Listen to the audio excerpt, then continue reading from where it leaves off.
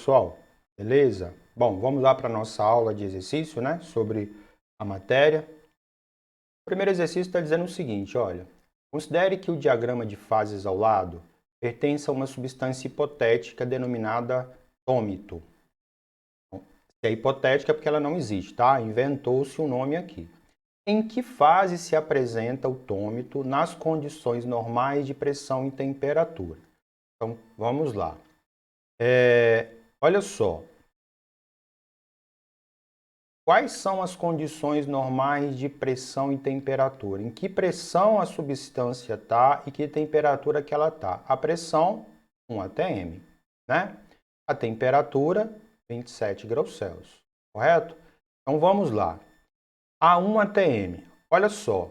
Aí aqui foi dado o gráfico em que você tem 0, 2, 4. Então, se eu pensar dessa forma, aqui, ó, nessa posição aqui vai estar qual número de pressão? Vai estar o 3. Se eu vier aqui no meio, vai estar o 1. Né? Então, você vai dividir igualmente aqui o número 2, né? Porque está 0, aí aqui vai estar o 2, então você divide igualmente aqui esses dois pedaços e você vai ter a pressão de 1 atm. Ó, 1 atm e 27 graus Celsius estaria nesse ponto aqui. Esse ponto aqui, vamos só lembrar, deixa eu trocar aqui a cor da caneta, deixa eu colocar aqui um azul. Lembrando que aqui eu tenho a fase sólida, aqui eu tenho a fase líquida e aqui eu tenho a fase de vapor. Esse ponto aqui está onde? Na parte de vapor. Então, qual é a resposta da letra A? Está na fase de vapor. É dessa forma que eu faço eu faço a leitura do gráfico, tá bom? Vamos lá para a letra B. Letra B está dizendo o seguinte: se certa massa de vapor de tômito a temperatura de 300 graus Celsius for comprimida isotermicamente. O que é comprimir? Comprimir é apertar. Quando eu aperto, o que eu estou fazendo em relação à pressão? Eu estou aumentando ou diminuindo a pressão? Eu estou aumentando a pressão. O que vem a ser a palavra isotermicamente? Gente, a palavra iso significa igual, tá bom? Então eu tenho igual termicamente. Termicamente vem de temperatura. Então, comprimida isotermicamente é aumentar a pressão mantendo a temperatura constante. Que mudança de estado ele vai sofrer, né? Eu estou considerando que eu estou na temperatura, na pressão de 1 atm, tá? Aqui não falou, né? Mas vamos considerar ainda na letra A, vamos considerar que eu estou com a pressão de 1 atm. Então, pressão de 1 atm, eu vou seguir reto aqui, ó, até chegar em qual temperatura? 300. Se eu chegar na temperatura de 300, ó, aqui está 340, né? Então, 300 estaria por aqui assim, ó. 300 graus Celsius estaria por aqui assim.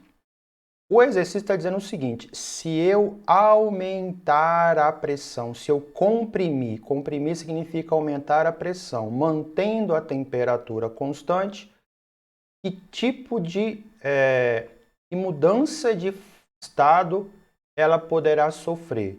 O que ela vai sofrer aqui? De vapor para líquido, ela sofre o que nós chamamos de liquefação. Liquefação. Aí está perguntando, mas por que ela está sofrendo? Porque quando você pega uma substância na fase de vapor, aí eu não vou escrever não que é muita coisa, tá? Mas a explicação seria assim. Porque se a substância está na fase de vapor, aumentar a pressão isotermicamente faz com que ela sofra a liquefação, tá? Por causa disso. Na letra C, está pedindo para fazer o seguinte: localize o ponto triplo e o ponto crítico do tômito, explicando as características desses dois estados. Ponto triplo, deixa eu só trocar a cor da minha caneta aqui. Deixa eu colocar de novo um azulzinho.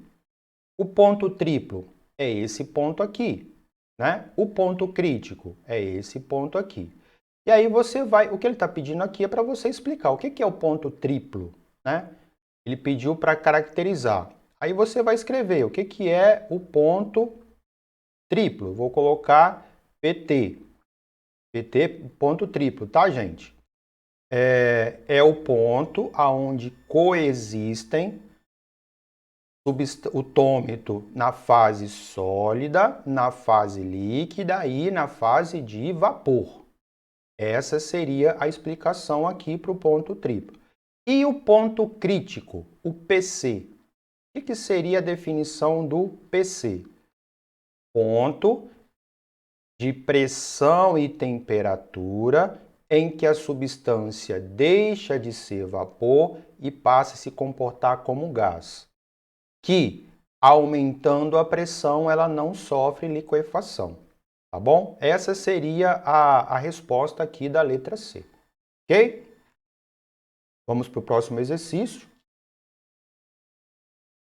O segundo exercício está dizendo o seguinte, olha, no Rio de Janeiro, ao nível do mar, uma certa quantidade de feijão demora 40 minutos em água fervente para ficar pronta. Então, Rio de Janeiro ao nível do mar. O que significa ao nível do mar? Que tem a pressão de 1 atm. Então, o que essa primeira parte do exercício está me dizendo? O enunciado está me dizendo. Ele está me dizendo que a 1 atm, o feijão demora 40 minutos para ficar pronto, tá? Ou seja, numa panela aberta, ele demoraria aí 40 minutos. A tabela abaixo fornece o valor da temperatura da fervura da água em função da pressão atmosférica.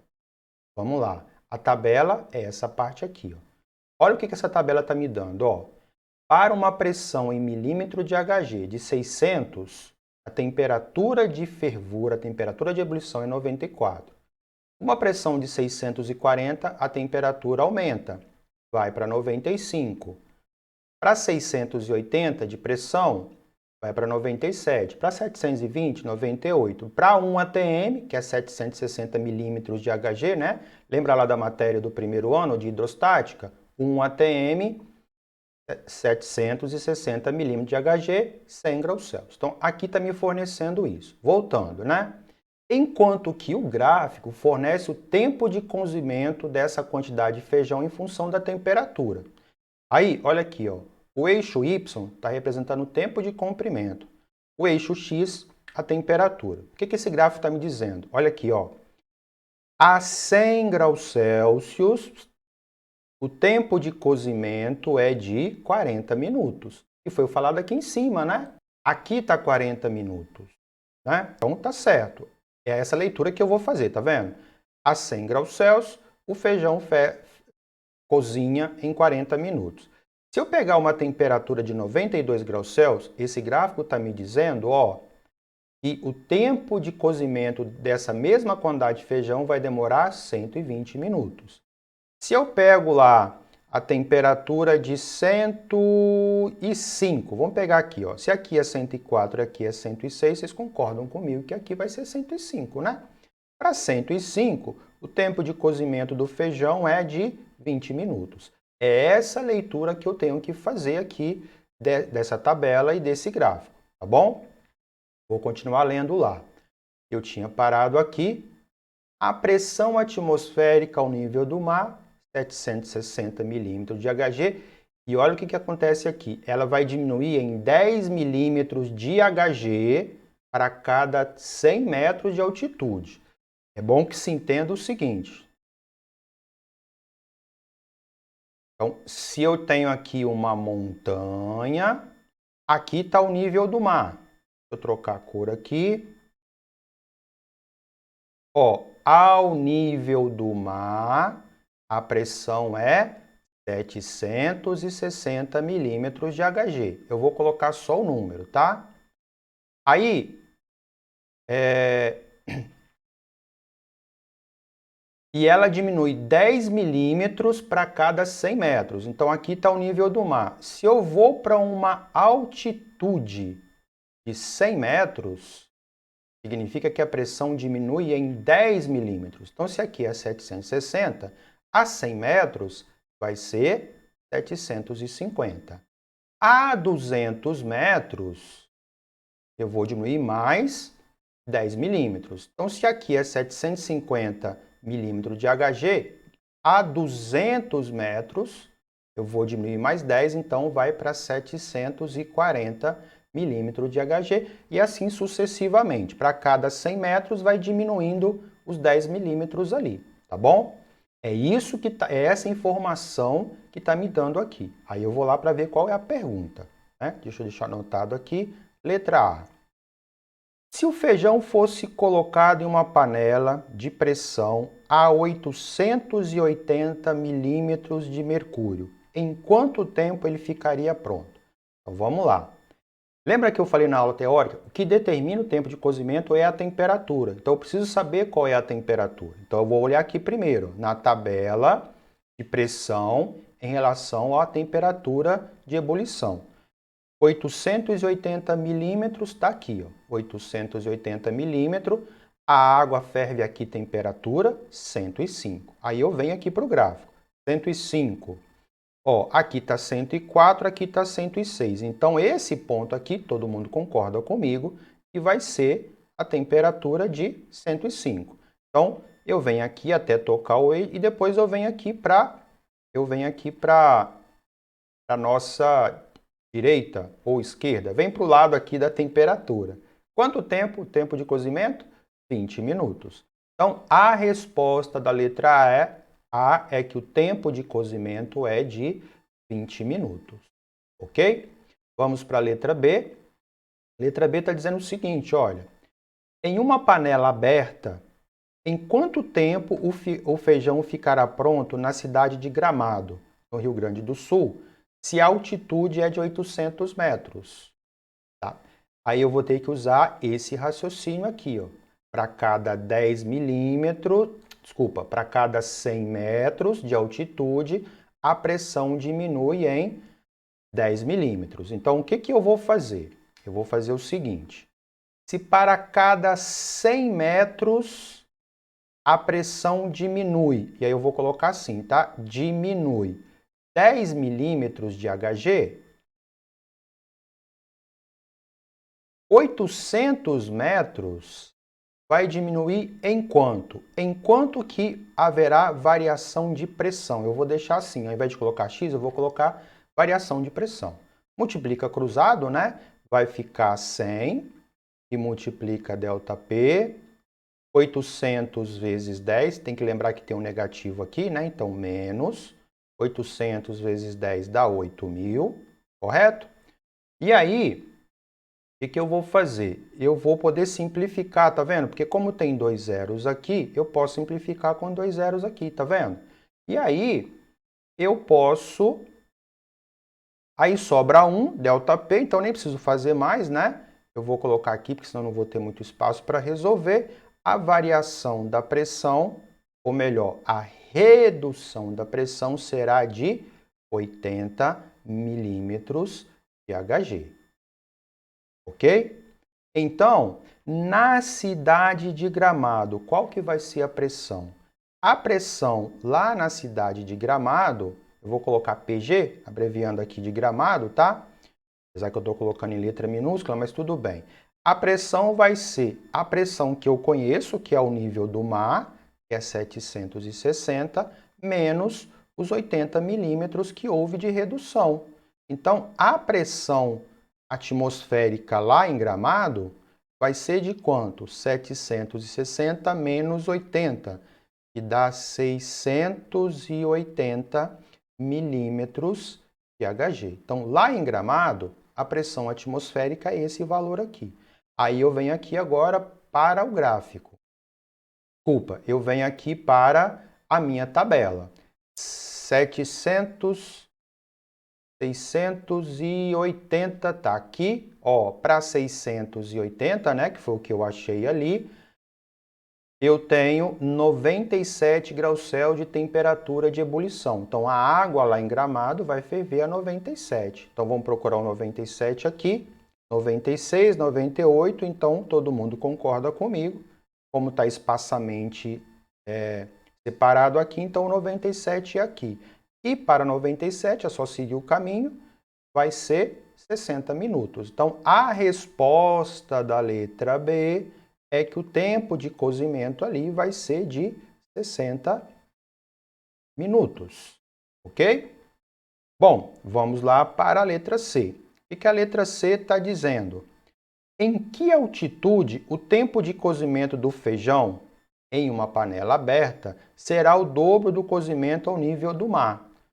A letra C eu vou fazer o caminho contrário da letra B, né? Ele quer saber a que nível. Então, primeiro eu tenho que saber quanto tempo. Aí o que eu vou fazer? Ó? Tá? É simplesmente o contrário da letra B. Na letra B ele me deu a altitude e pediu o tempo de cozimento. Agora ele me deu o tempo de cozimento, ele falou que é o dobro e quer saber a que altitude faz isso. Aí eu vou só trocar aqui a cor da caneta de novo, vou deixar em um azul. Olha só, vamos lá. Ao nível do mar, porque, né? Ao nível do mar a pressão é 760, a água ferve a 100, vamos vir aqui, para 100 graus Celsius de temperatura, qual que vai ser o tempo de cozimento? 40 minutos. Em que altitude o tempo de cozimento será o dobro? Ora, o dobro de 40 é quanto? É 80. Então, para um tempo de cozimento de 80 minutos, qual é a temperatura que ela vai estar? Ela vai estar uma temperatura de 94, 96, então aqui é 95 graus Celsius. Aí eu vou agora para a tabela. Para uma temperatura de ebulição de 95, a pressão é de 640 milímetros. Então, veja bem,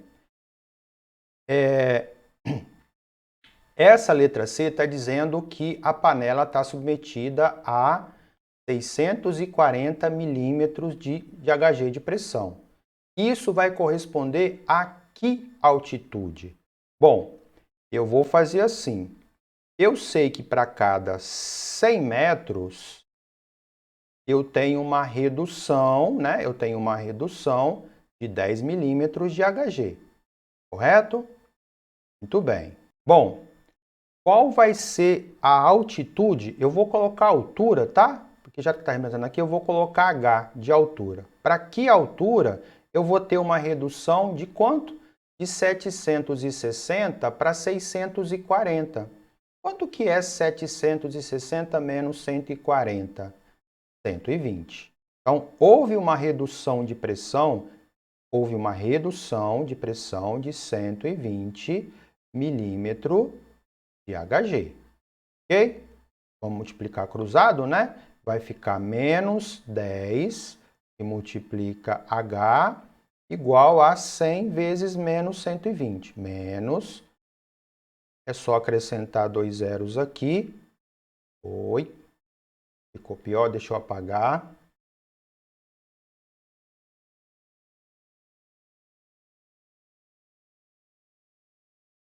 Vai dar 1.200. Vai dar 12.000. Né? Vai dar 12.000. Bom, eu vou simplificar esse zero aqui com esse zero aqui, e esse negativo aqui eu vou multiplicar por menos 1, vai ficar positivo e positivo. A altitude vai ser de 1.200 metros.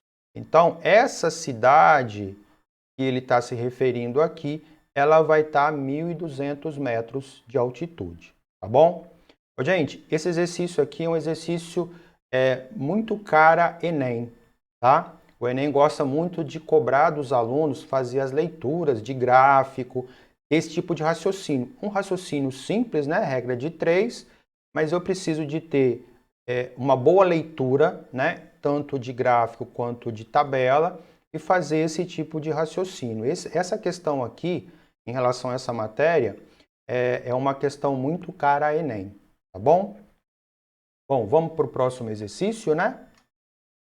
O próximo exercício está dizendo o seguinte: pode-se atravessar uma barra de gelo usando-se um arame com um peso adequado, conforme a figura, sem que a barra fique dividida em duas. Olha só, essas duas bolas aqui, imagina que são duas bolas, são duas esferas de aço, muito pesadas. Isso aqui é um cabo, tá? Vamos pensar num cabo de aço. O que aconteceu? O que aconteceu foi o seguinte, eu vou fazer aqui um desenho de frente, tá? O desenho está tridimensionalmente, mas vamos pensar assim, ó, se estivesse olhando por aqui assim, tá? Imagina que isso aqui é o olho de uma pessoa, ó. Então você está olhando por aqui. Então o que a gente vai ver? Vai ver o seguinte, imagina que você está vendo então essa face do bloco de gelo e aí foi colocado esse arame aqui assim, ó, cá em cima, tá? Bem aqui em cima assim, e tá as duas esferas aqui, penduradas. O que essas duas esferas vão fazer? Vão puxar o arame para baixo. Então esse arame, ele vai vir aqui e vai exercer aqui uma força por unidade de área, ou melhor, então, vai exercer aqui uma pressão. E o que acontece quando a gente aumenta, quando nós aumentamos a pressão sobre o gelo? É só você fazer uma análise do gráfico da água, né? O gráfico da água é assim, pressão versus temperatura. Deixa eu trocar a cor aqui do meu pincel. O gráfico da água é assim, correto? O que acontece se eu mudar a pressão? Vamos lá. Para 1 atm, o gelo derrete a 0 graus Celsius, né? Para 1 atm, 0 graus Celsius. Mas se eu aumento a pressão, deixa eu trocar de novo a cor aqui. Vou colocar um verdinho. Se eu aumento a pressão, o que acontece com a temperatura de fusão do gelo? Ela diminui. O gelo vai derreter a uma temperatura menor, tipo menos 4 graus Celsius. Então, com o aumento de pressão aqui, a temperatura de fusão diminui. E o que acontece com esse cabo de aço? Esse cabo de aço desce, né? Porque você imagina o seguinte, ó, eu coloco pressão aqui, essa parte então derrete e ele vem aqui para baixo. O que vai acontecer com a porção de água, gente, que está aqui em cima? Ó? Vou trocar a cor da caneta de novo. O que vai acontecer? Eu coloquei.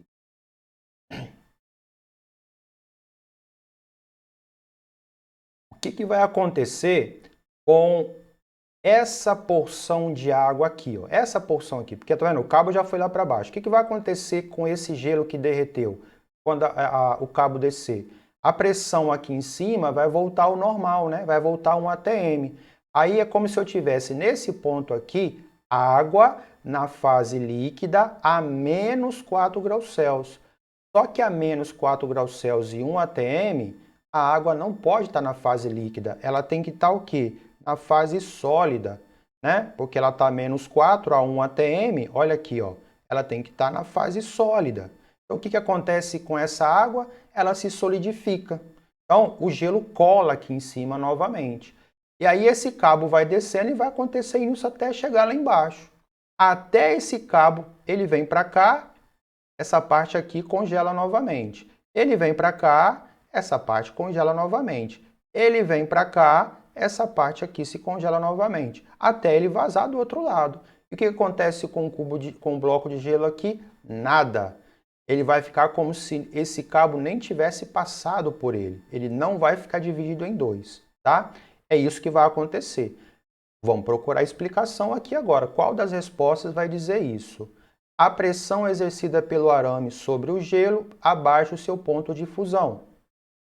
O gelo já cortado pelo arame, devido à baixa temperatura, se solidifica novamente. A pressão exercida pelo arame sobre o gelo aumenta o seu ponto de fusão, não, diminui.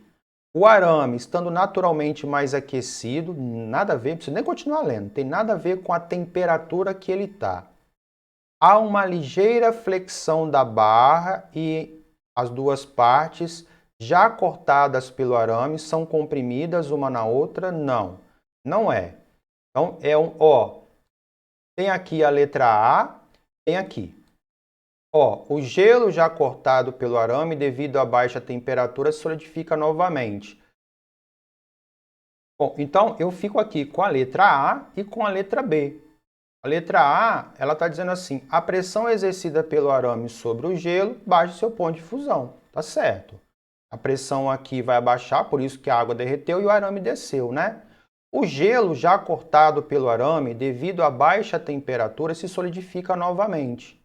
Bom, eu estou com duas respostas aqui que são duas respostas muito prováveis, né? Agora eu vou ter que analisar. A pressão exercida pelo arame sobre o gelo baixa o seu ponto de fusão. Beleza.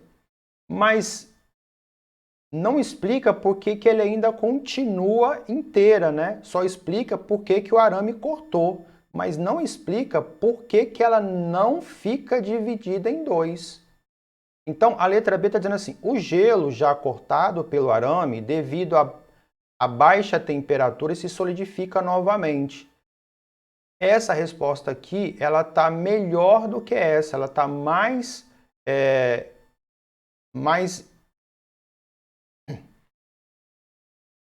ela justifica melhor do que essa aqui. Aqui não está errado, né? Em parte ela está certa. A pressão exercida pelo arame sobre o gelo baixa o seu ponto de fusão. Beleza. Baixou o ponto de fusão, mas aí, terminando aqui, significa que a água atrás do arame vai continuar, o gelo derretido vai continuar derretido. E ele não vai, né? O gelo já cortado pelo arame, devido à temperatura, a baixa temperatura, vai solidificar. Então, a resposta mais completa aqui teria que ser a letra B. Tá bom? Vamos lá para o próximo exercício. Esse exercício está dizendo o seguinte, olha. Ainda hoje, é muito comum as pessoas utilizarem vasilhames de barro, moringas ou pote de cerâmica não esmaltada, para conservar a água a uma temperatura menor do que a ambiente.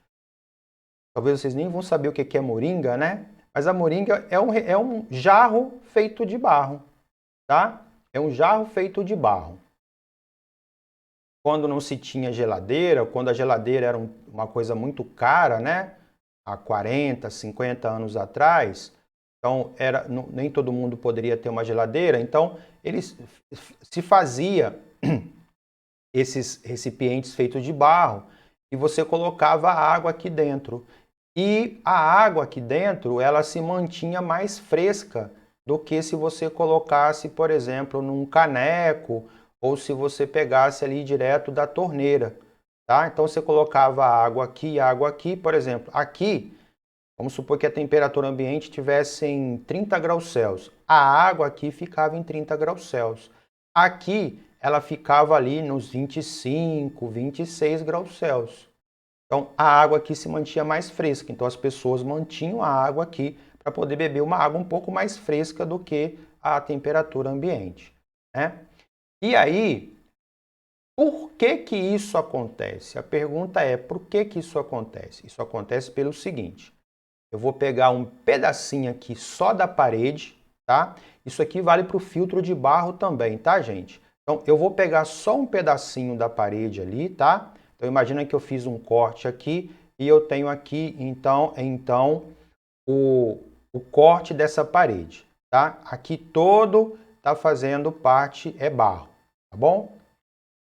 E para ficar mais fácil para eu explicar, eu vou considerar que a água está desse lado aqui, tá, gente? Ó, a água está aqui, tá bom? O que acontece? O que acontece é o seguinte, esse material feito de barro, ele não é totalmente sólido, ele é poroso. A água, ela consegue passar aqui, né? E aí, toda a moringa, ela fica umedecida, ela fica úmida. Então, a água ela consegue passar pelos poros, né? Porque é feito de terra, de barro, e aí ele é poroso. Então, essa água ela acaba passando por esses poros e ela acaba ficando na parede externa aqui. Deixa eu trocar a cor, deixa eu voltar aqui para o azul. O que acontece é que essa água ela acaba vindo, então fica pequenas gotículas de água aqui, ó, do lado de fora. Aqui do lado de fora, tá vendo? Fica aqui do lado de fora. E aí o que acontece com essa água? Essa água ela acaba sofrendo a evaporação. Só que veja bem, para ela sofrer evaporação, o que tem que acontecer? O que tem que acontecer? Ela precisa de receber calor, tá? Porque apesar, gente, da evaporação acontecer a qualquer temperatura, eu vou considerar que para ela sofrer evaporação, ela tem um calor latente de vaporização. Ela precisa de 540 calorias por grama para poder sofrer a evaporação, tá bom? Não é porque está acontecendo aqui a 30 graus Celsius, não é porque aqui está acontecendo a 30 graus Celsius que não vai ter calor latente. Tem o calor latente e ele é de 540 calorias por grama. Então, essa água, para poder evaporar, ela precisa de receber calor. E ela recebe calor de quem? Ela tira calor das moléculas que estão para trás.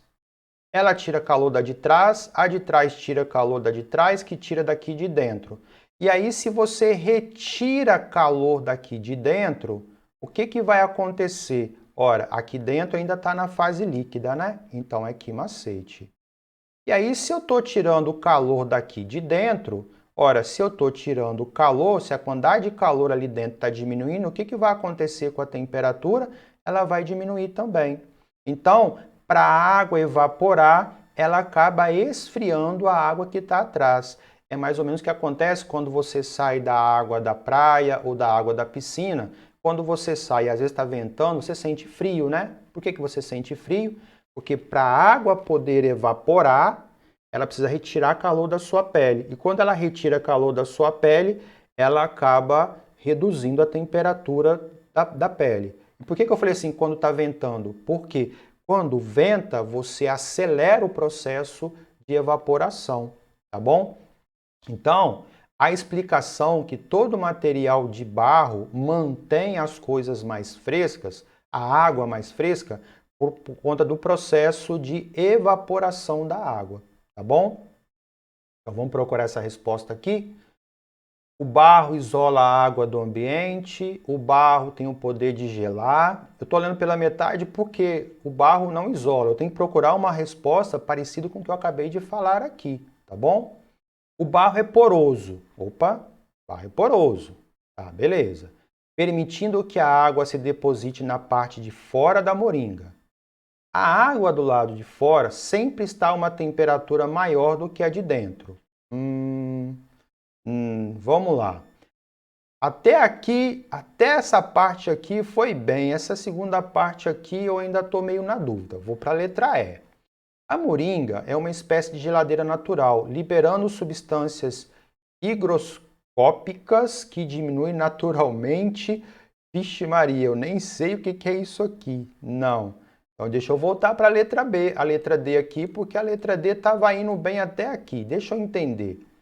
A água de fora sempre está a uma temperatura maior do que a de dentro. Bom,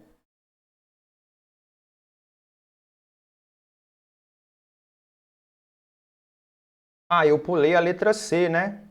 Ixi. Vou de novo.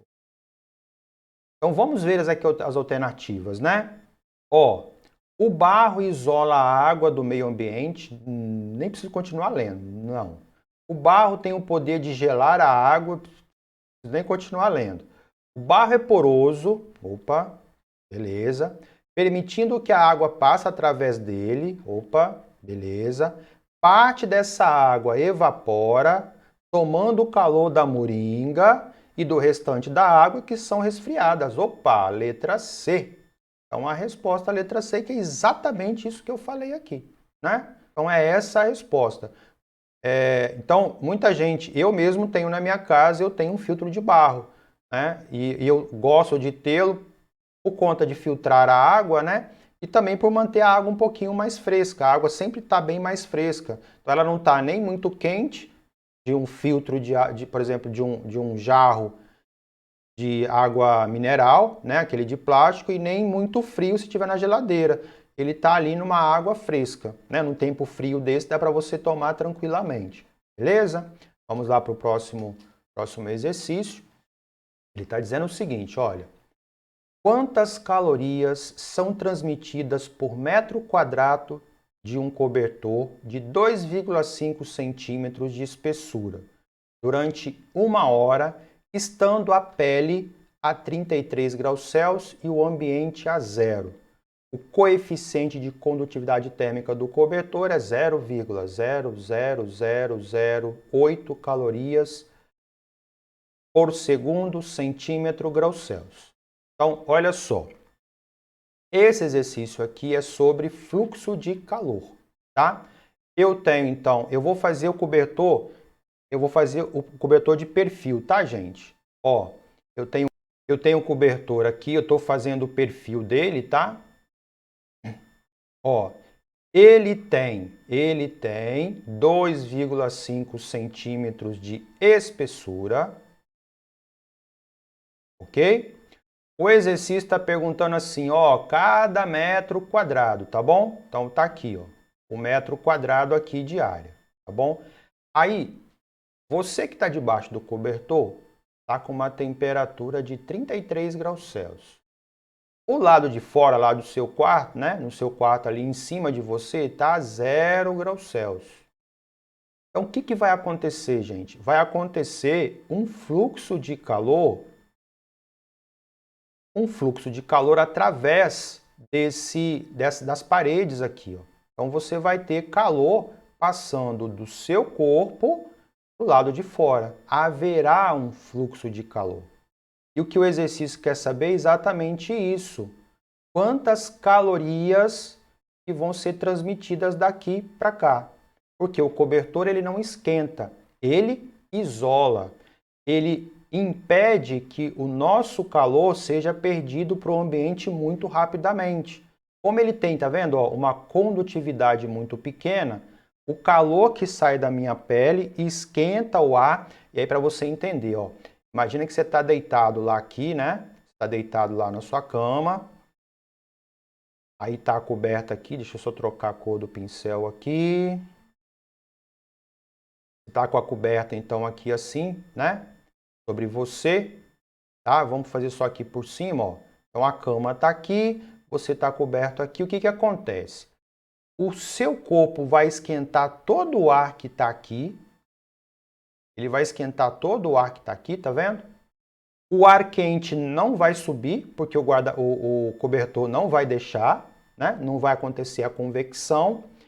Esse ar quente vai ficar preso aqui e o cobertor, além de não deixar acontecer a convecção, porque ele vai segurar o ar, ele vai fazer com que o fluxo de calor diminua, né? Ele vai fazer com que o fluxo de calor diminua. Não vai zerar, mas vai diminuir o fluxo de calor. E você vai perder calor por radiação, porque a radiação vai passar. Mas veja bem, sem coberta, você estaria perdendo calor por convecção, por condução e por irradiação. Com a coberta, você não perde calor por convecção, porque o ar quente não vai sair. A perda de calor por condução vai diminuir, porque o fluxo de calor vai ser baixo, porque o cobertor é um péssimo condutor de calor, e você só vai perder calor por radiação. Então, você vai se manter mais aquecido por isso. Então, esse exercício ele trata desse tipo de situação. Ele quer saber quanto de calor que você perde por metro quadrado durante 1 hora. Então, o que eu vou fazer? Bom, ele quer saber quantas calorias, ele quer saber a quantidade de calor. Qual a equação que tem quantidade de calor, gente? A equação que tem quantidade de calor é fluxo é igual a quantidade de calor dividido pelo tempo. O tempo eu tenho é 1 hora, 3.600 segundos. Para achar a quantidade de calor, eu preciso de quem? Do fluxo de calor. Como que eu faço para achar o fluxo de calor? Pergunto para quem? Pergunto para Catiele. Catiele tem a resposta. Então vamos lá. Vamos perguntar para Catiele.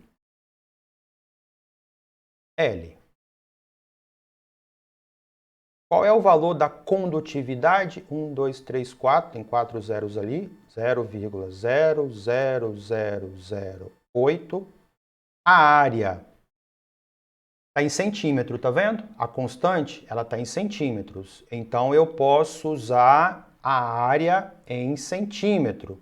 Só que está 1 metro quadrado, ó. Vamos anotar aqui? A área está em 1 metro quadrado. Esse L aqui eu falei que é o comprimento, né? Nesse caso aqui, ó, qual vai ser o comprimento que eu vou usar? Vai coincidir com a espessura. Então, o comprimento que eu vou usar, porque quando eu expliquei para vocês, eu coloquei uma barra, né? E falei assim, ó, esse é o comprimento. No caso aqui, olha para o desenho. O calor está passando ao longo de quem? Da espessura. Então, a espessura vai ser meu comprimento. Então, 2,5 centímetros. Beleza. Como o K está em centímetros, ok. Agora eu tenho que passar a área para centímetro quadrado. É só você lembrar que 1 metro quadrado é 1 metro de comprimento e 1 metro de altura. 1 metro é 100 centímetros, então é 100 vezes 100, correto? 1 metro tem 100 vezes 100 centímetros. E quanto que é 100 vezes 100? 10.000 centímetros quadrados. Então, a área vai ser de 10.000. 1, 2, 3. A diferença de temperatura de 33 para 0. A diferença é de 33. E aqui você não vai fazer... Ah, Emerson, mas não tem que ser 0 menos 33? Não. Aqui é a diferença de temperatura entre as duas extremidades. A diferença é de 33, tá? Aqui não é calcular a variação da temperatura. Variação da temperatura é inicial e final. Aqui não é inicial e final. Aqui é a diferença de temperatura entre as duas extremidades. Você sempre vai fazer o maior menos o menor, porque o calor está saindo daqui para cá, tá bom? E o comprimento vai coincidir com a espessura, né? Nesse caso aqui, 2,5, tá bom? O fluxo de calor, então, vai ser... Vou trocar a cor do meu pincel. Olha só, eu tenho aqui 1, 2, 3, 4, 4 zeros. Lembra que eu já falei com vocês que por exemplo, 0,02. Para mim é a mesma coisa que 2 dividido por quanto? Por 100, não é? Porque cada casa depois da vírgula é um 10. Então eu estou cortando 10, 20, 30, 40, eu vou tirar aqui. 10, 20, 30, 40. Então, 10.000 vezes 0,00008 é 0,8, tá bom? Então sobrou, deixa eu voltar para o vermelho lá. Sobrou 0,8 vezes 33 dividido por 2,5. Aí resolvendo, 0,8 vezes 33, deixa eu fazer aqui de cabeça, 3 vezes 8, 24, com 2, 3 vezes 8, 24, 26, é uma casa depois da vírgula, então 26,3 dividido por 2,5. Isso vai dar um fluxo de calor igual a, fazer a conta, ó, só para confirmar, 0,1234 vezes 8 vezes 2, 3, 4, 0,8 vezes 33, isso dividido por 2,5. 10,56. Então dá 10,56 o que? Calorias, tá bom? Então o fluxo de calor é esse, Catiele me deu o valor, vamos substituir lá. Então aqui vai ser 10,56. A quantidade de calor eu quero saber. Qual foi o tempo mesmo? Foi 1 hora, né? Então, eu vou colocar 1 hora aqui. Por que eu não vou colocar 1 hora? Olha aqui a constante, ó. Tá em segundos, tá vendo? Tem que colocar em segundos. E 1 hora é 3.600 segundos. Aí o 3.600 passa para cá multiplicando, correto? E aí,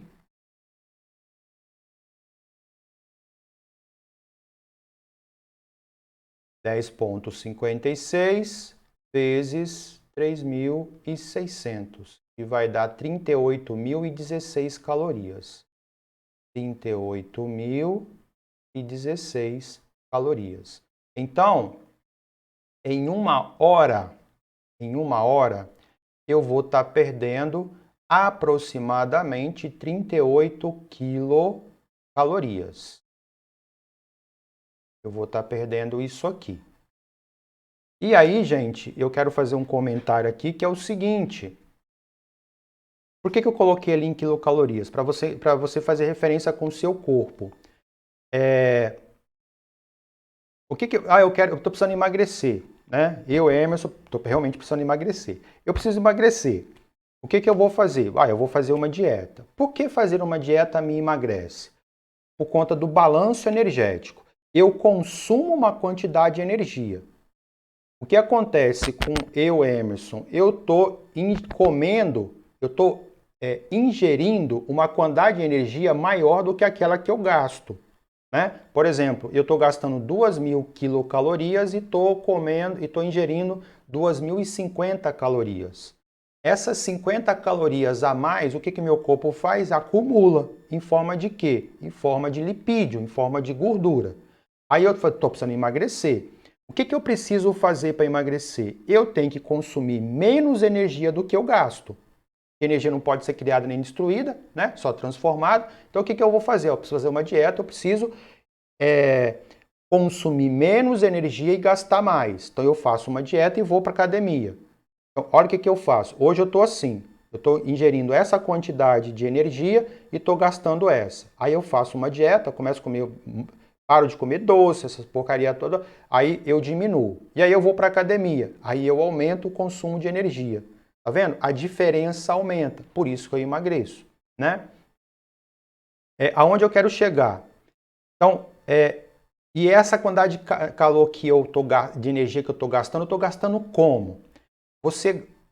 Primeiro, qualquer movimento que você faz, você gasta energia. Por quê?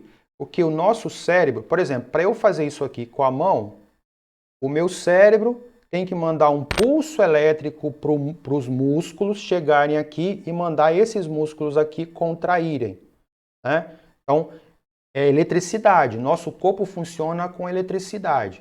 Então, para eu fechar a mão, para eu abrir a mão, para eu falar, eu preciso que meu cérebro crie um pulso elétrico desde os neurônios, passando pela coluna, né? Chegando até o músculo, para o músculo contrair, ou contrair para fechar, ou contrair para abrir, né? O meu coração é o músculo, ele fica o tempo todo assim, é um músculo que eu não tenho controle, né? Ele fica sozinho lá fazendo. Então, eu estou o tempo todo gastando energia para essas coisas, né? O diafragma, a mesma coisa. O nosso pulmão, na verdade, é um músculo que abre e fecha a caixa torácica. Então, quando ele puxa aqui e abre a caixa torácica, né, o nosso tórax, reduz a pressão lá dentro e a pressão faz com que o ar entre. A gente acha que quando eu faço isso aqui, ó, eu estou puxando o ar para dentro, mas eu não estou puxando o ar para dentro. O que eu estou fazendo aqui, ó, é, na verdade, inchando o pulmão, fazendo com que a pressão dentro do pulmão fique abaixo de 1 atm e aí o ar, por pressão, entra. Tá? Então, na verdade, eu não estou meio que puxando o ar, eu estou reduzindo a pressão dentro do pulmão para que o ar possa entrar. Então, tudo isso gasta energia, tá? E outra coisa, eu ainda gasto energia para manter a temperatura aproximadamente ali 36,6 graus Celsius. Né? Eu estou gastando energia o tempo todo para fazer isso. O que acontece? Por que correr faz eu emagrecer, faz eu emagrecer? Além de você estar usando energia química do seu corpo, a energia cinética, tem uma outra coisa, que é você estar usando a energia química acumulada lá nos lipídios em energia térmica, porque você começa a exercitar, o seu corpo começa a aumentar a temperatura. Significa que você começa a produzir mais calor. Então, produzir calor ajuda a emagrecer. Né? Aí, aonde eu quero chegar? Veja bem, você está perdendo aqui, por hora, dentro da coberta 38 quilocalorias. Isso porque você está com a coberta. Se você tivesse sem a coberta, você ia estar perdendo umas 100, 200 quilocalorias. Aonde eu quero chegar, o ponto é que, se você conseguisse entrar, por exemplo, dentro de um lugar muito frio, sei lá, 10 graus Celsius, e conseguisse ficar lá sem roupa nenhuma por muito tempo, você conseguiria perder peso.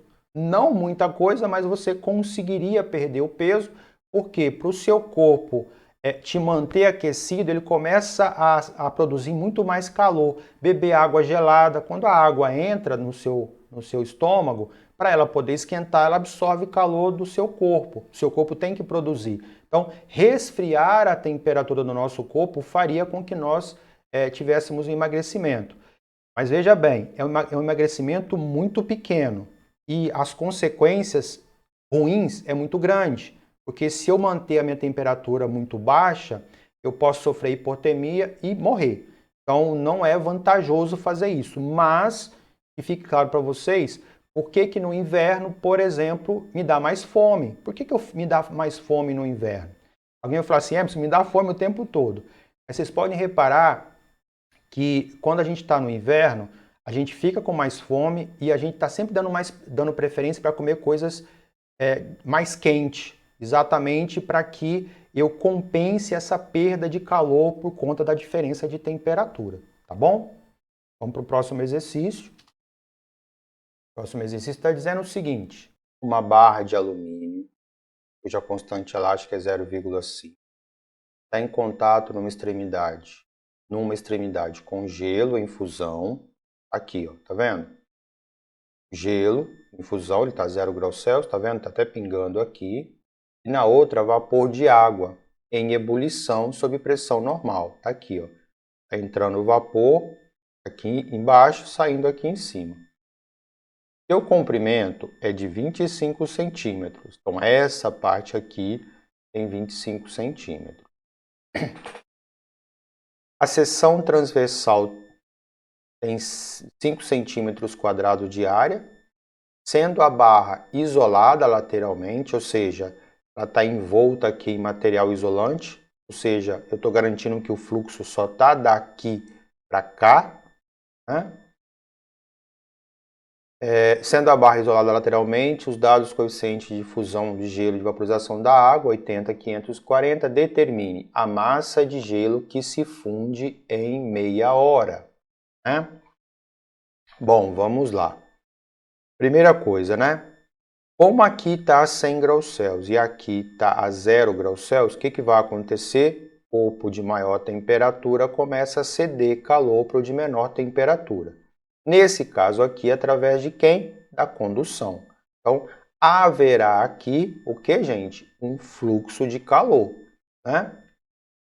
Para eu saber qual é a quantidade de gelo que vai derreter, bom, vamos lá. Letra A. Como que eu vou fazer para saber quanto de gelo que vai derreter? Ora, a quantidade de gelo que vai derreter eu consigo fazer pela equação do que mole, né? Aqui a massa. Esse calor latente aqui é qual? É o de fusão. Isso o exercício deu, vale 80, tá vendo? Tá faltando quem?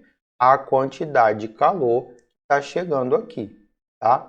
Eu preciso saber qual é a quantidade de calor que está chegando aqui em meia hora.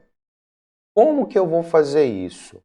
Qual a equação dentro dessa matéria que tem tempo? A de fluxo de calor. Fluxo de calor é a quantidade de calor dividido pelo tempo, né? O tempo aqui é meia hora. Eu preciso de achar a quantidade de calor para poder substituir aqui. Mas para eu achar a quantidade de calor, do que eu preciso, gente? Do fluxo de calor. E o exercício não me deu o fluxo de calor que está acontecendo aqui, ó. Então, o que eu vou ter que fazer? Ora, eu vou ter que calcular. Como que eu vou calcular? Eu vou perguntar para a Catiele. Vou fazer aqui, tá? Como que eu vou fazer para saber qual é o fluxo de calor? Pergunto para a Catiele.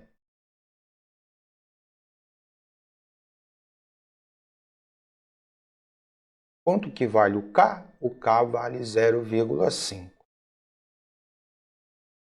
Quanto que vale a área? Vale 5 centímetros quadrados. Eu tenho que olhar para cá, tá? Tem que verificar se aqui também está na mesma unidade. Quem vai determinar a unidade, tá, gente? É o K. Ó, tá em centímetro, beleza. Eu posso substituir 5. ΔT. ΔT é a diferença de temperatura entre as duas extremidades. Diferente, tá, gente? De variação de temperatura. Variação é o quanto que aumentou.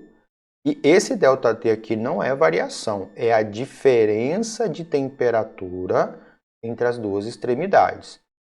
E quando você for calcular a diferença de temperatura, você vai fazer no sentido do fluxo de calor, ou seja, 100 menos 0. O fluxo de calor está aqui, ó, do vapor para o gelo. Então, você não vai fazer 0 menos 100, você vai fazer 100 menos 0, tá? 100 menos 0 dá 100, né? Dividido pelo comprimento. O comprimento é 25 centímetros, ó. 25 centímetros. Beleza? Vou substituir aqui, né? Bom, eu vou simplificar. Vamos lá. 0,5 vezes 100 dá 50. 50 vezes 5 dá 250. 250 dividido por 25. Vai dar quanto de fluxo de calor? 250 dividido por 25 dá 10. 10 calorias por segundo. Para que eu calculei isso aqui? Para poder substituir aqui. Para que substituir ali? Deixa eu só trocar aqui a cor do pincel, deixa eu voltar para o vermelho. Então, eu vou substituir aqui. 10 é igual à quantidade de calor que eu estou querendo saber, dividido pelo tempo. Qual é o tempo? Meia hora. Vou substituir meia hora? Não, porque olha aqui, ó, está em segundos, tá vendo? Aqui tem que estar em segundos também. Meia hora? Bom, uma hora é 3.600, meia hora é 1.800. Então, a quantidade de calor que ele vai receber é 10 vezes 1.800, que dá 18.000 calorias. Ok? Terminou o exercício? A letra A? Terminou a letra A, porque eu quero achar qual é a massa de gelo que derreteu. Então, vou substituir aqui. 18.000 é igual à massa que eu quero achar, vezes o calor latente de fusão, que é 80.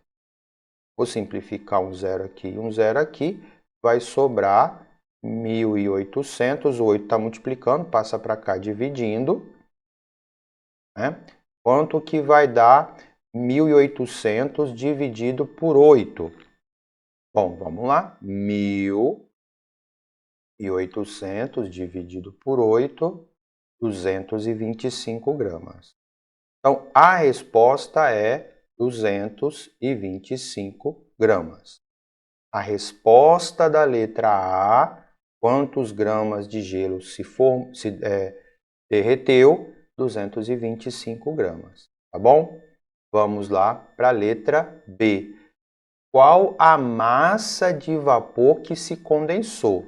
Veja bem, se o calor está saindo daqui, está vindo para cá, significa que o vapor está perdendo. Se o gelo está recebendo 18.000 calorias em meia hora, o gelo vai estar fazendo o quê? Vai estar perdendo isso aí. E se ele perde, o que ele vai fazer? Ele vai se condensar. Então, como que eu resolveria a letra B? Vou fazer uma divisão aqui. A letra B eu faria assim. E mole. Qual é a quantidade de calor que o vapor perdeu? A mesma que o gelo recebeu, 18.000 calorias. Eu quero saber qual é a massa e o calor latente que eu vou usar aqui é o calor latente de vaporização, né? Que é 540. Vai ficar 18.000. O 540 passa dividindo, né? Então vai ficar 18.000 dividido por 540.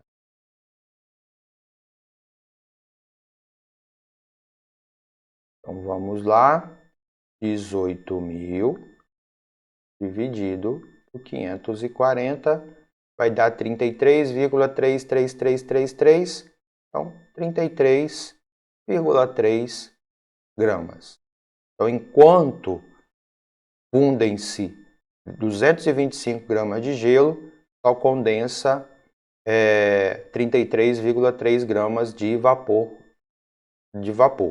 né? Vamos lá para a letra C. Eu trocar a cor aqui, ficar diferente. Letra C, então.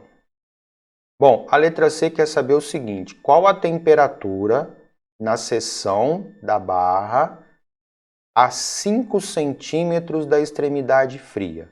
Então, seria mais ou menos assim, tá, gente? E tem 25 centímetros, né? Então, eu vou colocar um termômetro mais ou menos por aqui. Eu vou colocar um termômetro aqui a 5 centímetros da extremidade fria. Qual a temperatura que esse termômetro vai estar medindo aqui? Né? Então, a temperatura a 5 centímetros. Qual que vai ser a temperatura nesse ponto aqui? Como que eu vou fazer? Primeira coisa, o fluxo de calor aqui, ele é constante. Nós dizemos que ele está em estado estacionário. O que é estado estacionário? É que ele fica constante. Qualquer ponto que você escolher da barra, ele vai ter o mesmo fluxo de calor. E esse fluxo de calor eu já calculei, né? Eu calculei ele aqui, ó. Eu calculei ele aqui. O fluxo de calor é de 10 calorias por segundo. Então, eu já calculei o fluxo de calor. Então, o fluxo de calor aqui está constante e ele vale 10 calorias por segundo. Em qualquer ponto que eu escolher, então, vai ter esse valor. Como que eu vou fazer para saber qual é a temperatura nesse ponto aqui? Eu vou usar a equação da Catielli. Então, o fluxo de calor é Catielli. O fluxo de calor eu tenho, vale 10. O K vale 0,5, né?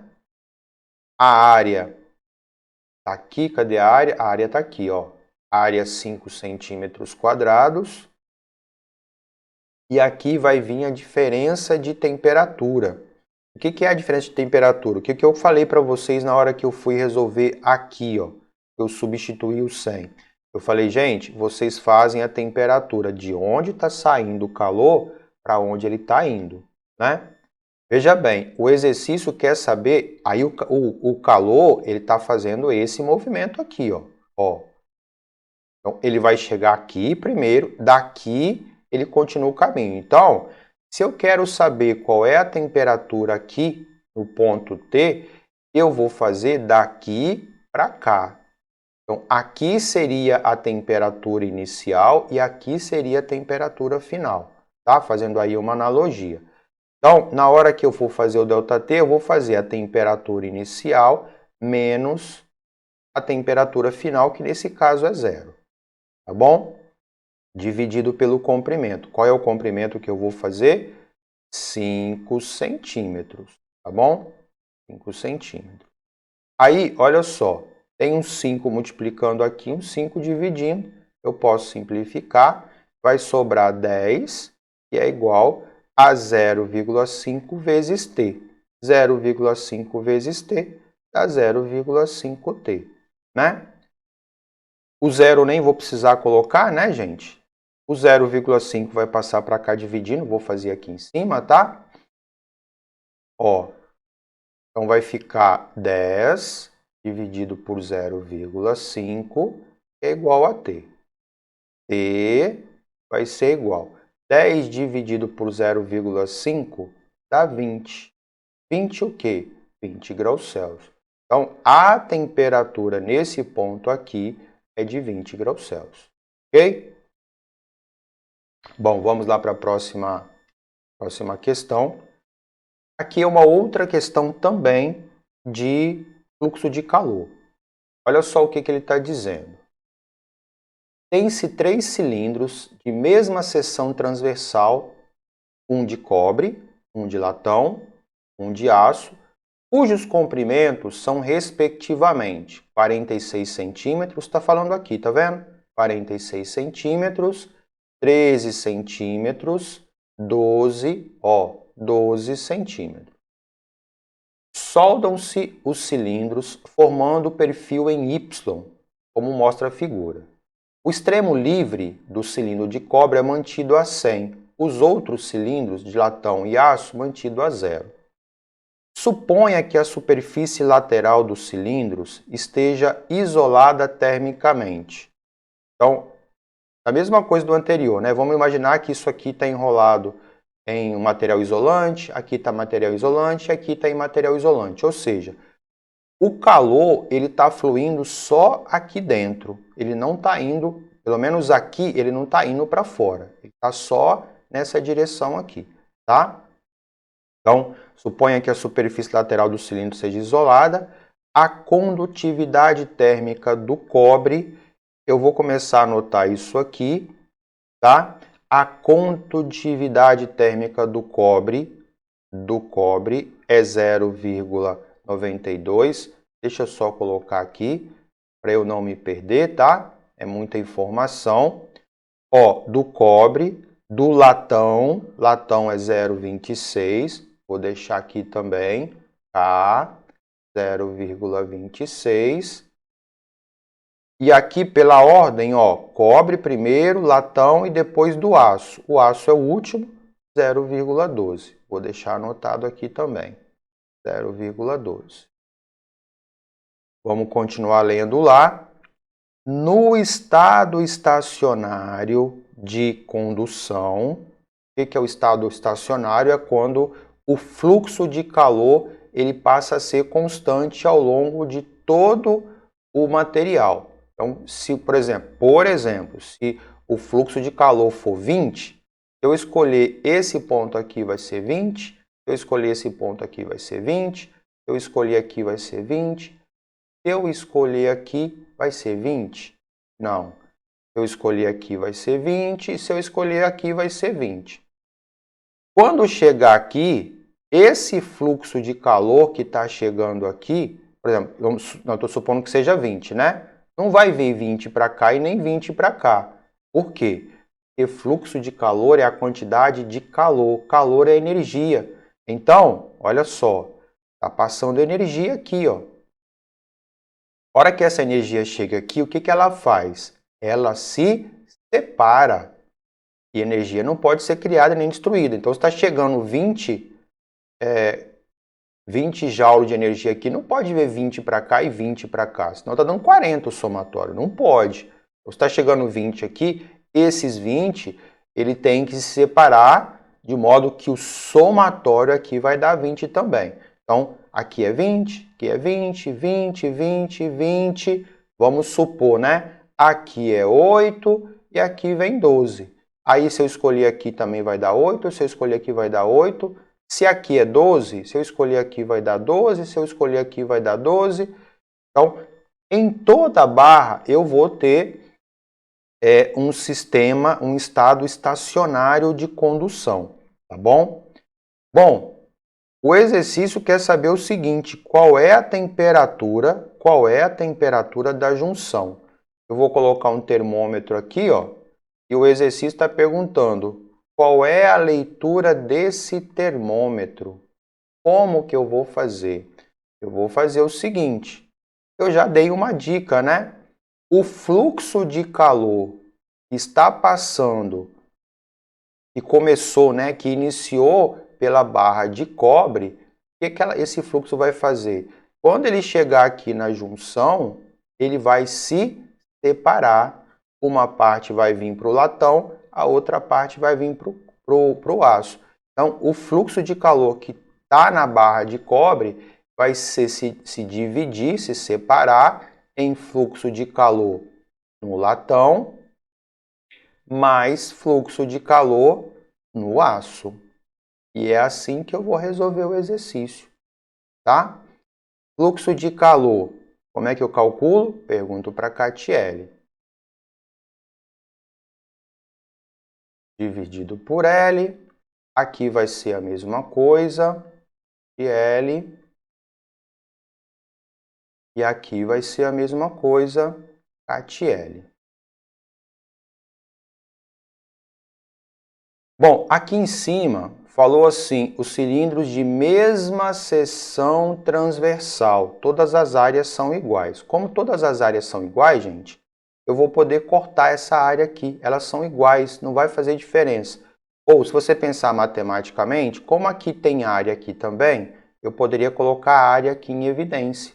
Iria simplificar ela com aqui, tá? Já vou simplificar de uma vez. Ah, mas pode simplificar o K também. Pode não. Olha aqui os Ks, ó. K são diferentes. Ah, mas o L são iguais. Os L's também não são iguais não, ó. Um é 46, um é 13, o outro é 12. Não são iguais, né? Então, agora eu vou substituir o K de quem? Do cobre, 0,92, vezes a diferença de temperatura, o fluxo está assim, né? Então, a diferença é essa temperatura aqui menos essa. 100 menos aquela temperatura ali. Então, 100 menos T. Igual o K do latão. Latão 0,26. 0,26 vezes a diferença de temperatura, ó, agora para o latão é daqui para cá. Então agora é T menos 0. T menos 0 dá T. Nem precisava ter colocado parênteses. O K agora do aço 0,12. Ou estou esquecendo aqui dos comprimentos, né?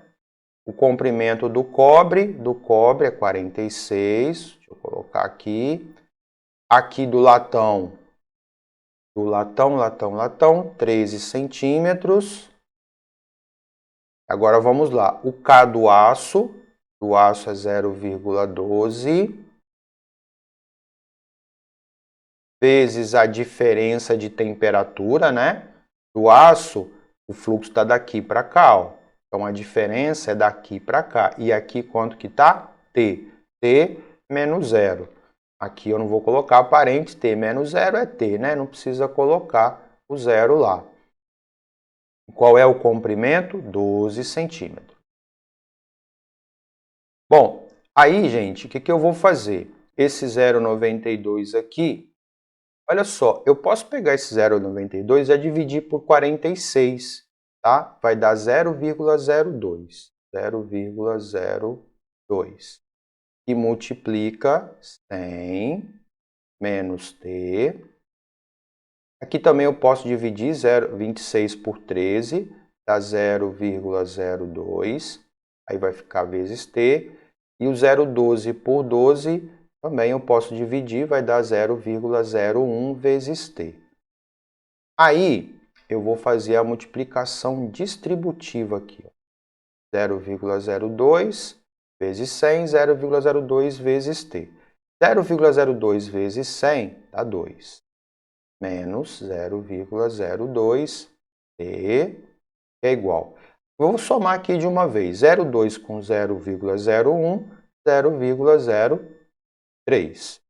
Vou passar esse cara para cá. Como ele está negativo, ele vem para cá, ele fica positivo, né? Vamos somar de uma vez. Passou para cá, ficou positivo. 0,03 mais 0,02, 0,05. O 0,05 passa para cá dividindo. E 2 dividido por 0,05, ó, não tem duas casas depois da vírgula? É a mesma coisa que dividir, então, 200 por 5. E 200 por 5 dá 40 graus Celsius. Então, a temperatura nesse ponto aqui é de 40 graus Celsius. Ok? Vamos lá para o próximo?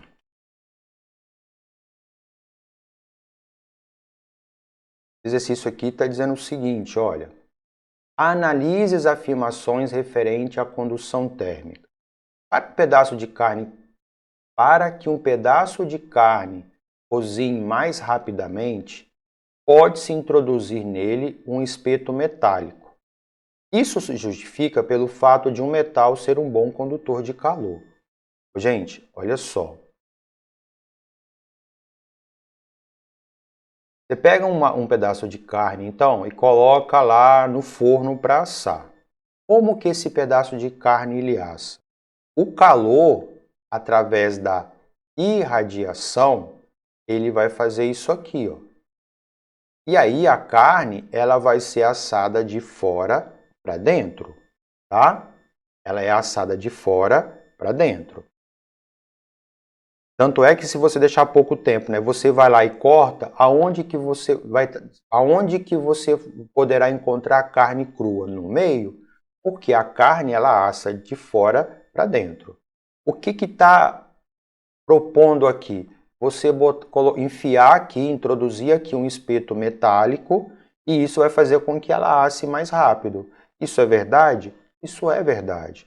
Porque a radiação vai pegar também nessa parte de metal. E essa parte de metal vai conduzir o calor aqui para dentro. E aí, esse espeto, lá dentro da carne, ele vai começar a irradiar calor lá dentro da carne, né? E aí a carne vai assar de fora para dentro e de dentro para fora. E aí ela vai ficar pronta mais rápida. Então, essa primeira aqui está correta, tá bom? Os agasalhos de lã dificultam a perda de energia do corpo humano para o ambiente devido ao fato do ar aprisionado entre suas fibras ser um bom isolante térmico. Então, a coberta não te esquenta, o agasalho não te esquenta. O que ele faz é isolar você. Ele é um isolante térmico. Ele dificulta a sua perda de calor para o ambiente. E como que ele faz isso? Emerson, ele faz através da lã ou através do algodão. Na verdade, ele faz através do ar, tá? É o ar que segura o calor aí. Olha só. Imagina que você está lá, né? Tem aqui, deixa eu fazer um desenhozinho de uma cama aqui. Aqui o colchão, muito mal feito, mas está bom. Deixa eu trocar a cor do pincel. Você está aqui deitadinho, né? Dormindo lá. E aí o que está acontecendo? O que está acontecendo é o seguinte. Vou trocar de novo aqui a cor do pincel. Nós, né? Estamos o tempo todo irradiando o calor para o meio ambiente, tá? Nós estamos o tempo todo emitindo calor. E aí, se você está desse jeito aqui, você vai começar a sentir frio. Aí você vai lá e você coloca uma coberta em cima de você, né? Você se cobre.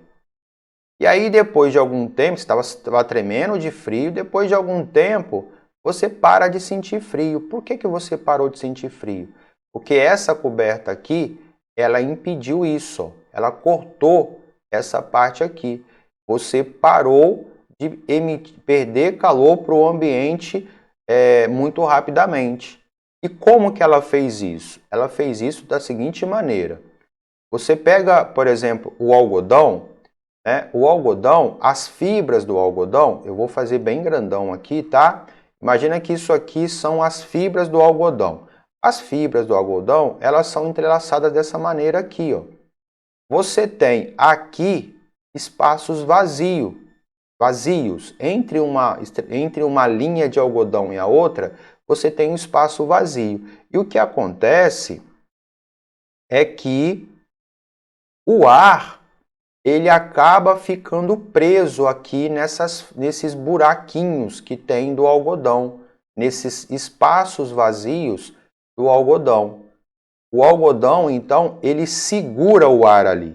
E aí o que acontece? Olha só, você aquece o ar que está aqui em volta, por isso que depois de algum tempo você se sente quentinho. O seu corpo aquece o ar aqui em volta.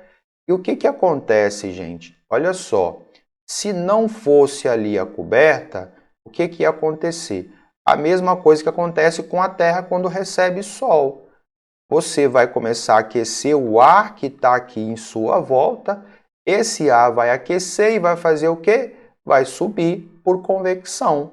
O ar quente que está em contato com a sua pele, ele sobe. E aí ele vai estar levando o calor embora, né? E a coberta ou a blusa, ele não vai deixar esse ar quente sair. Como que ele vai fazer? O ar quente não vai conseguir passar por aqui. Essas moléculas de ar que estão aqui entre as fibras da coberta, elas estão presas ali, é como se elas estivessem coladas ali. E aí esse ar quente vai tentar passar e elas não vão deixar. O ar quente vai chegar ali, na hora que ele chegar, ele se depara com essa molécula. Então você imagina que está aqui a molécula, né? Essa molécula aqui, ó. Essa molécula está aqui, e aí vem a outra molécula lá do seu corpo tentando passar pela fibra. Só que essa molécula está presa, ela não deixa, e a molécula fica presa ali. É como se essas moléculas paradas aqui funcionassem como se fosse um dique, né? Uma represa, não deixando a água fluir. Aqui, nesse caso, não deixando as moléculas de ar quente sair, tá?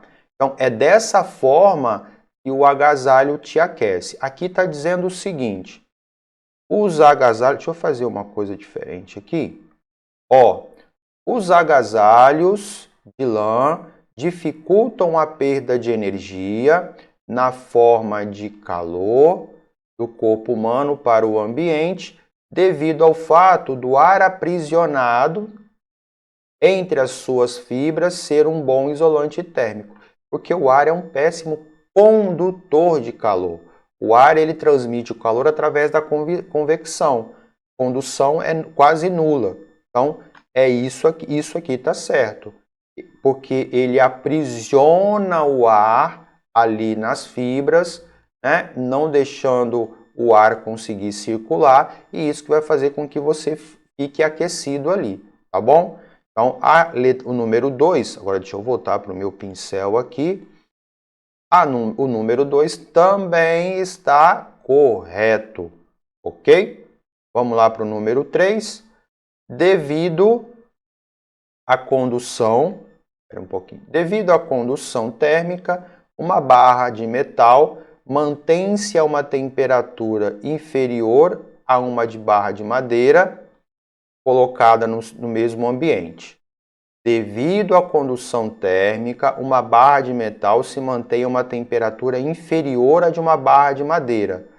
Não, ela não se mantém. O que acontece, gente, é o seguinte. Você pega lá uma barra feita de madeira. Tá? Madeira. E você pega uma barra feita de metal. Qual que é a diferença entre elas? Uma é um excelente condutor de calor e a outra é um péssimo condutor de calor. Então, quando você coloca a mão na madeira, imagina que aqui é a madeira. A hora que eu coloco a mão aqui, o que acontece? Eu aqueço essa parte aqui, a minha mão transfere calor para essa parte da madeira. Como ela é um péssimo condutor de calor, o calor fica aqui. Ele fica parado nessa parte. Ele não sai. Então vai acontecer igual acontece com a coberta. Eu vou sentir essa parte da madeira o quê? Quente.